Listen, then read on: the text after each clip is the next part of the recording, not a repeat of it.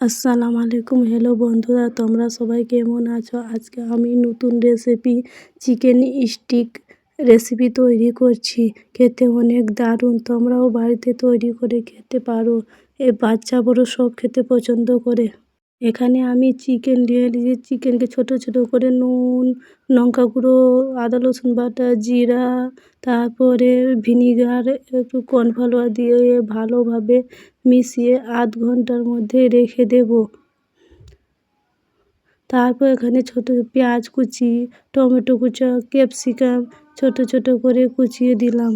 তারপরে একটা কাঠিকে জলের মধ্যে ভিজিয়ে রেখেছিলাম। কাঠির মধ্যে পেঁয়াজ, টমেটো, শিমলা মির্চ আর চিকেন দিয়ে ভালোভাবে গেঁথে নেব। আমার নতুন ইউটিউব চ্যানেল, তোমরা আমাকে আমার ভিডিওটাকে এগিয়ে নিয়ে যেতে সাহায্য করো।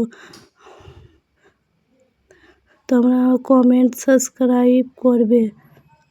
তোমাদের বাড়ির আশেপাশে যারা আছে তাদেরকে বলবে আমার ভিডিওকে শেয়ার করতে, কমেন্ট করতে আর আমার ভিডিও দেখতে। এখানে ময়দা নিয়ে নিচ্ছি, তারপরে কর্নফ্লাওয়ার দিয়ে লঙ্কা গুঁড়ো 1 চামচের মতো লঙ্কা দিয়ে দিলাম, তারপর নুন দিয়ে দিলাম, দিয়ে গোলমরিচ একটু দিয়ে দিলাম, তারপর ডিম একটা দিয়ে দিলাম, দিয়ে ভালোভাবে একটু জল দিয়ে ভালোভাবে মিশিয়ে নেব।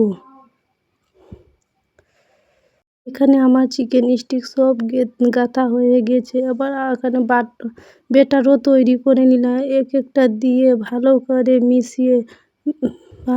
মিশিয়ে তোমরা হাত দিয়েও ছাড়তে পারো বা চাটুর সাহায্যেও ছাড়তে পারো। তেল গরম হয়ে গেছে হালকা, তারপর তেলের মধ্যে একটা একটা করে দিয়ে দিলাম, দিয়ে ভালোভাবে হালকা আছে ভালোভাবে হালকা হালকা লাল করে নিলাম। অনেকটা হয়ে চলে আসছে ব্রাউন কালারের মতো। দেখো বন্ধুরা, আমার অনেকটা হয়ে চলে আসে। চিকেন স্টিক খেতে অনেক দারুণ, বাচ্চাগুলো সব পছন্দ করে।